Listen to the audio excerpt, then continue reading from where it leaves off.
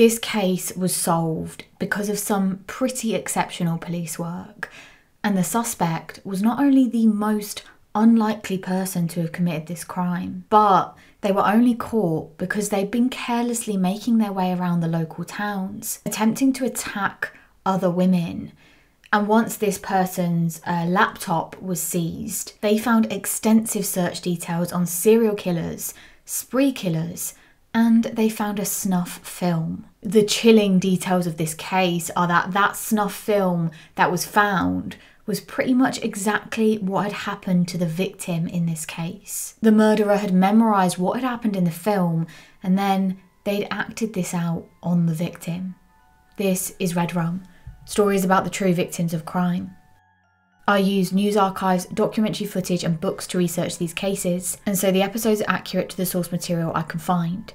You can find all episodes in podcast or YouTube form in the description box down below. We are people who are interested in true crime. We're curious about the ins and outs, the people behind the headlines, the victims' lives, the murderers' warped reasons for doing what they've done. Every single case that we hear about has some kind of detail that resonates with us in one way or another. But there are some cases out there that resonate with us more than others. And that is exactly how I felt when I was reading about this next case.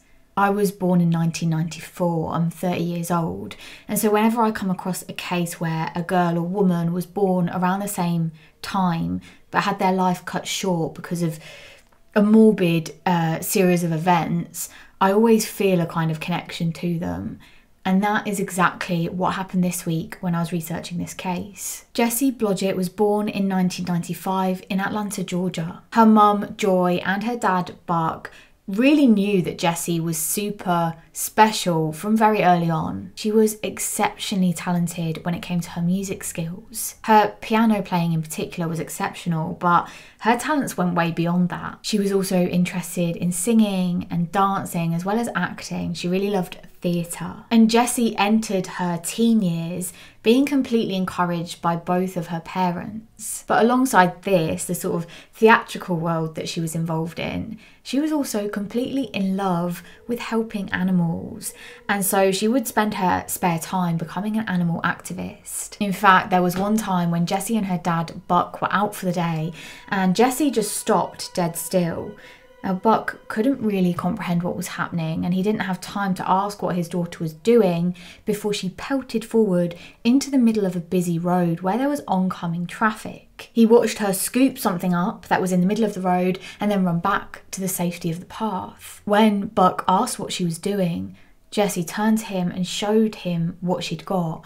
She said she was simply saving a turtle that she'd seen in the middle of the road. She knew that if she left it there, it would surely be crushed. And to Buck, this was just typical of his daughter, the most compassionate and kind person that he'd ever met. He and his wife Joy were incredibly proud of the young daughter and who she was becoming. And Jessie's interest didn't stop there.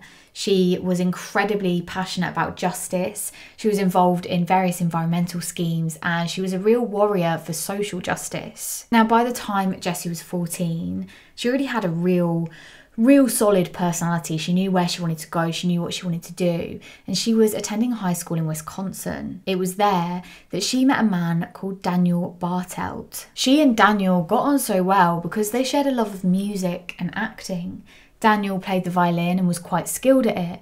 It was probably quite rare to find another person who was also into music in the same way and enjoyed acting and had almost the exact same sense of humour. The pair became really close friends, and together they would attend acting sessions where they starred alongside each other in various different plays. Things were going so well with the pair as friends that it wasn't long before they decided to start seeing each other, dating each other romantically. And it does seem that Jessie thought that everything was going well, but it was around 4 months into this relationship that Daniel decided he didn't want to be in this relationship anymore, and he actually told Jessie that he just didn't want to be with her, he'd rather be friends. Now, although this did come as a bit of a shock to Jessie, she and Dan had started their relationship as friends. And as far as she was concerned, she wasn't mad or angry at Dan for wanting to end things. She was simply concerned that they continue being friends, and that really is what seemed to have happened.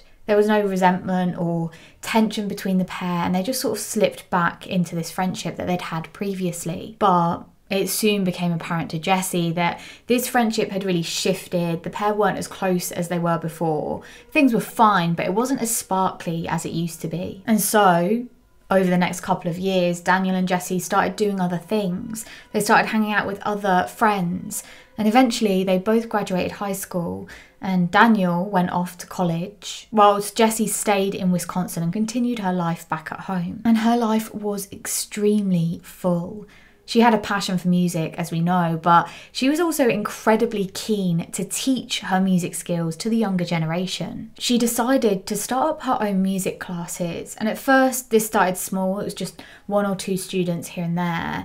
But as words got around and parents heard about just how amazing Jessie was at really nurturing and teaching these kids music skills, it really wasn't long before she was teaching regularly, and she built up a really strong group of students, almost 30 of them. She would teach them either piano or violin. They were the 2 skills that she was most passionate about. And then she also began teaching some singing. And alongside this, the church that she had always attended asked her to actually come in and start directing the choir, and she really jumped at that chance. She thought it was such a great opportunity, and actually what she wanted to do in the long term was teach at a college. So this was just one step on her way to doing that, and really her life was looking as if it was going perfectly well in the direction that she wanted. And so whilst this was all going off for Jess, she learned that Daniel, who had gone off to college not too long ago, he was going to be coming back for the summer holidays in 2013, and she arranged to meet up with him.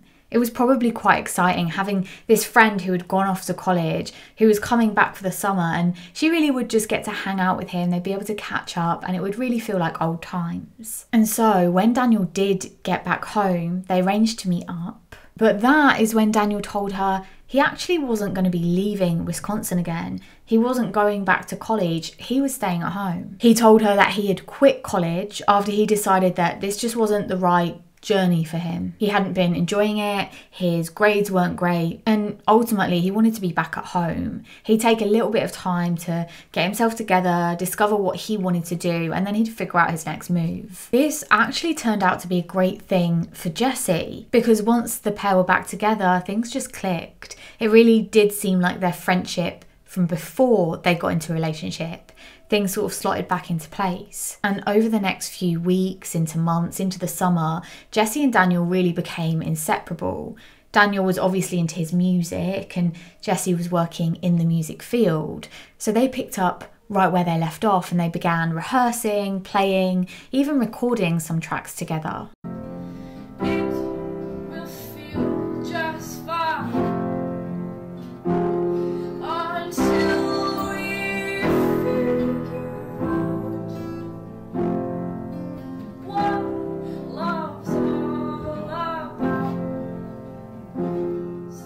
They also started acting again, and they were both cast in different plays. Jessie landed the fiddler in The Fiddler on the Roof, and that play, the run of it, ended in July of that year, and it meant that there was going to be an after party. Some of the members of the cast and the crew would be celebrating at a pool party, and Jessie went along, probably fully intent on letting her hair down, having a little boogie, and then returning home later that evening. However, when she did finally arrive home that night, Jessie's mum Joy noticed that Jessie was acting a little bit quieter than usual. She seemed quite upset, so Joy asked her what was wrong, and Jessie said that she'd been hit on by a couple of guys at the party.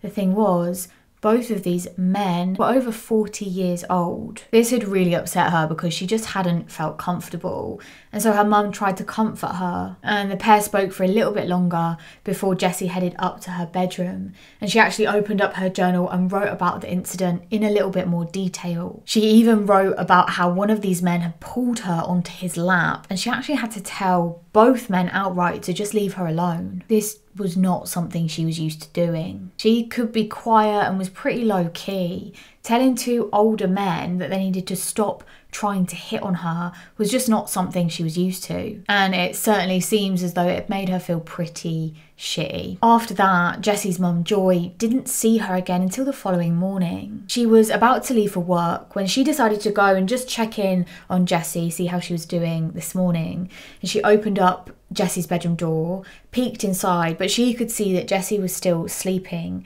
And so she decided to leave her sleeping and thought she'd be back in a few hours. She was actually working away from home or outside of home that day, but she always came back for her lunch break. So she knew in 4 hours she'd come back, she'd see Jessie, would be up, and then they could really catch up and see how Jessie was feeling. And the next thing that happened was that those 4 hours passed, Joy returned home from work, and she opened up the front door and walked inside the house. Something was off though. She noticed that there was no sound coming from anywhere in the house. Now, Jessie would definitely be awake by this point, and usually she would hear Jessie singing or practicing violin or piano, or if none of those things were happening, then at the very least Jessie would come down to say hi to her mum. But Jessie wasn't in this downstairs area, and so Joy, convinced her daughter was maybe just busy upstairs, perhaps she hadn't heard her mum come in, Joy made her way up the stairs and towards Jessie's bedroom. She opened up the door, she looked inside, and that is when she saw her daughter lying on her bed, and she was blue. Joy got closer and realised that her daughter wasn't moving, she wasn't breathing. In a panic, Joy rushed forward some more and tried to touch Jessie, but she felt straight away that she was cold to the touch. Joy managed to dial 911, and in the phone call, you can actually hear the confusion, the panic in her voice. She states that her daughter is cold and that she has what looks like strangulation marks on her. She could also see that her pants were wet. It was just a few moments later that police and paramedics arrived at the address, but it was clear pretty much immediately that Jessie was dead. And so an investigation began before Jessie's body was removed from the bedroom. It was confirmed that there were what looked like ligature marks on both her neck and also her wrists, indicating that she'd been bound. They also noticed the wet marks that Joy had spoken about that were on Jessie's pants. And at this point, they theorised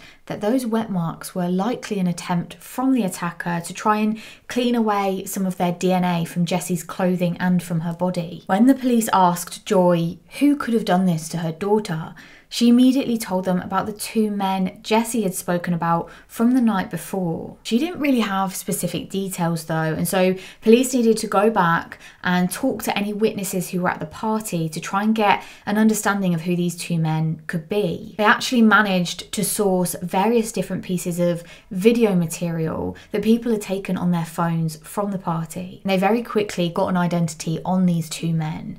Now, one of the men he had an airtight alibi, and so he was excluded pretty early on. The other man, however, did admit to flirting with Jessie at the party the previous evening, but said he had nothing to do with her murder. But when they checked in with his work, they learned that he never showed up that following morning. They continued questioning him, and I'm not really sure on the details of this next part. I couldn't find anything specific, but for whatever reason, the police decided that this man that they had in front of them actually wasn't a viable suspect. He couldn't have been the murderer, and so he was cleared. Through their initial investigations, the police had asked Joy about the house and possible entry points and routes into the house. There hadn't been any sign of forced entry, so it was possible that Jessie knew her killer. But Joy said that actually they didn't tend to lock the doors of the house. Sometimes they did, but it was very possible that they would just forget to lock them or just leave them open on occasion. They lived in an extremely safe area and they just didn't feel it was necessary to be that vigilant every night. Now, to kind of get to the next part of the story, where the investigation goes next, we actually need to rewind to 3 days before Jessie's murder and have a look at an attack that happened just across in the next town. It was on a warm morning in 2013 when a woman called Melissa Richards was in the Richfield Nature Park and she was taking her dog Grammy for a walk, something she did pretty much every day and something she often did alone. As she made her way down one of the grass-lined paths, she heard some footsteps coming from behind her. Now, the reason these footsteps stuck out as opposed to any other footsteps was that they seemed to be gaining speed and they seemed to be coming right towards her. Before she could think, she found herself face down on the ground, and when she turned around, she realised that the man who had been walking up to her quickly had tackled her to the ground. When she looked round slightly, she saw that that man had a knife. Now, somehow Melissa managed to actually grab the knife off of the man, but this wasn't without causing extensive injuries to her own hands. She just reached out and grabbed the knife with her hands, and she grabbed the blade. She'd been pretty badly cut up on her hand, but she did manage to crawl away as quickly as she could until she eventually managed to get to her feet, and she just sprinted towards her car. Now, it must have been that the attacker's car was quite nearby, because somehow, despite the major pain that she was facing and the fear, she was able to focus in on the car's model, the number plate and the colour of it. Melissa then headed straight to the police station, where she gave them a detailed description of what had just happened. Now, once the adrenaline had worn off and she'd had a little bit of time away from the incident, she realised that although she was able to describe the attacker's car and where it was parked, she wasn't actually able to remember the number plate. So although they did have some information, they weren't able to specifically run the plate and find out who it belonged to. She then gave the interviewing officer a detailed description of her attacker. She said he was a white man, somewhere in his late teens, up to about the age of 20. He stood at around 6'2", about 210 pounds, and he had light blonde, shaggy hair. He wore glasses, and on that day, he was wearing some plaid shorts. Now, I don't know how this next part happened for sure. Maybe it was just an exceptionally vigilant police officer, but for some reason, there was this police officer who had been in the park that morning, and they had seen this car parked in the very same car parking spot where Melissa's attacker had been parked, and he had noted down that car's number plate. It's of course possible that the man was looking shifty, or perhaps the officer just got a bad feeling. Whatever the reason was, not only had this officer taken down the number plate, but he'd also run it through the system. And because of that, he already had details of the owners of that car. The problem was that when the police went to interview this car owner or car owners, they found that it belonged to a middle-aged couple. Neither of this couple matched the description that Melissa had given to officers. But the officers proceeded. They told the couple that their vehicle, or a vehicle matching the description of theirs, had been involved in some kind of incident and they were investigating it. And that is when one of the couple told them that they actually didn't really use that car anymore. In fact, they'd lent it to their son and he was using it on a regular basis to get to work. When the couple then showed the officers a photo of their son, they realised he matched the description Melissa had given extremely accurately. Their son was Daniel, Jessie's ex-boyfriend, and her friend who she'd recently rekindled this kind of relationship with. The police got Daniel's number from his parents and they called him and they asked him to come down to the station to answer a few questions. Daniel answered the phone and he said he'd be right there.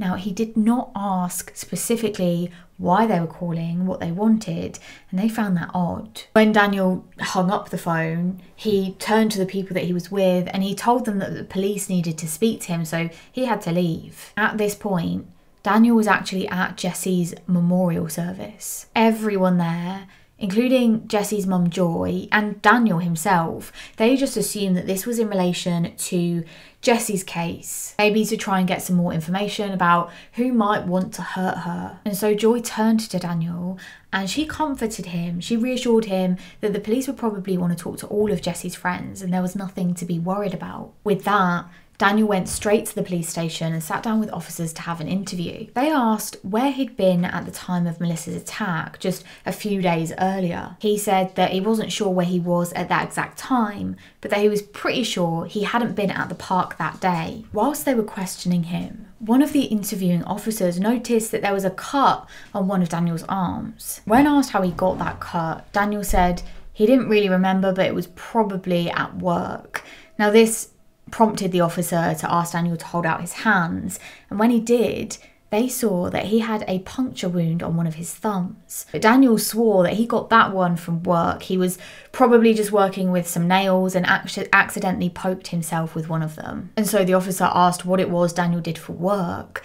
But that is when his story started to change. He admitted that he'd actually lied to them before.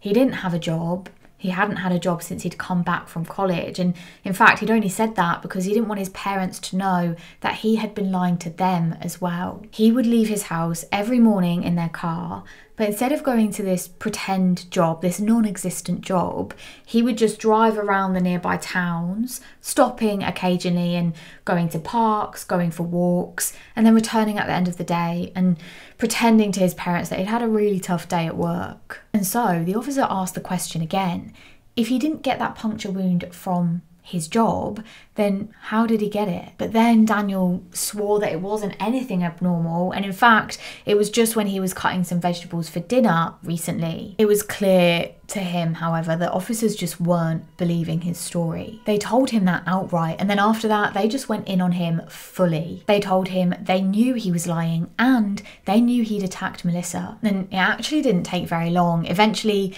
Daniel did admit that he had attacked Melissa, although he said to them that he had just wanted to scare her. He wasn't actually gonna hurt her.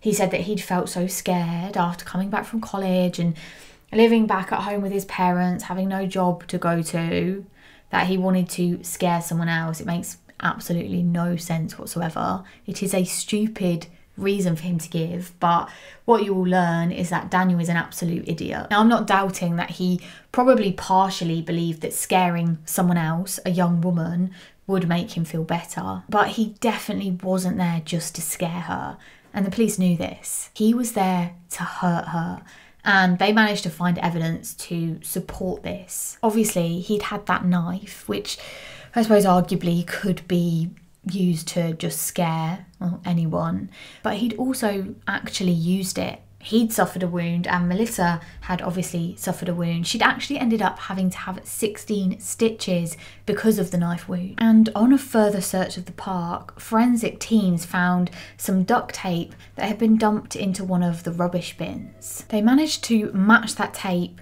to tape found at Daniel's house. It had been placed onto some pipes and they got a positive match that it was from the same roll. And on top of this, it had his blood on it, proving that Daniel had handled the tape that was found in the bin. It was clear Daniel's plan was to tie Melissa up and potentially, officers suggested, put some tape over her mouth so that she couldn't scream for help. Daniel was arrested and charged with Melissa's attack, and he was held in custody as he waited for the trial to start. Now, meanwhile, one of the investigating officers had remembered something Daniel had said when he'd come in to initially be interviewed. This investigating officer had asked Daniel where he'd been, where he'd just come from when he got the phone call from them, and he said that he'd been at his friend Jessie's memorial. Although the officer had heard of the case, he actually wasn't local. This had happened in a couple of towns over. And so although he knew the case and sort of what was happening, he really didn't know any details about it. The officer asked what had happened to Jessie, and that is when Daniel said that he believed someone had raped and then murdered her. What was suspicious was that Jessie's autopsy hadn't been completed yet. There may have been suspicion from officers that Jessie might have been raped, but no one knew that for a fact, and in fact, no one close to Jessie would have known that at all. The results from the rape kit hadn't come back, so why would an outsider, someone who supposedly hadn't seen the crime scene? Unsurprisingly, police then managed to get a warrant to search Daniel's house and seize some of his electronical devices. This included his laptop, which he used often, and on that, they found extensive search history of serial killers, spree killers, and what I mentioned at the start of this video is that they found a snuff film. And when they watched that snuff film, they saw that the things happening in the movie were pretty much exactly what had happened to Jessie. Daniel, however, once again denied any wrongdoing, saying that he would never hurt Jessie. And in fact, the pair of them had started getting very close, and this kind of relationship had moved from platonic to romantic. And when asked why he hadn't told the officers this before, he said that he actually had a girlfriend and he didn't want her to find out. That was the only reason he hadn't said anything. Even so, officers just didn't believe him and they continued questioning him. This time, they asked about something else that they'd found in his bedroom. It was a book that he had been writing, and in it there was a main character called Jessica.